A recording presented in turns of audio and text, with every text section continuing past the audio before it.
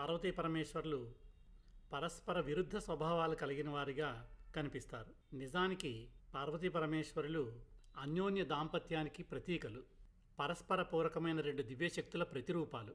పార్వతి లేనిదే పరమేశ్వరుడు లేడు, పరమేశ్వరుడు లేని పార్వతీ లేదు. పరమేశ్వరంలో అర్ధభాగం పార్వతి. పార్వతీ పరమేశ్వరుల స్వభావాల్లో ఎన్నో విరోధాభాసాలున్నట్లు మనకు కనిపించినప్పటికీ ఈ సమస్త ప్రపంచాన్ని దయతో సృష్టించి పాలించే తల్లిదండ్రులే పార్వతీ పరమేశ్వరులు. తనలో తానే రమిస్తూ నిరంతరం ధ్యానంలో మునిగి ఉండే స్థిరమైన శక్తి స్వరూపం పరమేశ్వరుడు. చైతన్య శక్తి స్వరూపమై సమస్త ప్రపంచాన్ని వాత్సల్యంతో ముందుకు నడిపించే చైతన్య శక్తి స్వరూపమే పార్వతీదేవి. ఈ అన్యోన్య దాంపత్యం ఆ ఆది దంపతులకే చెల్లింది. ఎటువంటి మనస్పర్ధలున్న భార్యాభర్తలైనా ఈ అర్ధనారీశ్వర స్తోత్రాన్ని విని అర్థం చేసుకొని పార్వతీ పరమేశ్వరుల వలె అన్యోన్యంగా మెలగాలని ఆది దంపతులని ప్రార్థి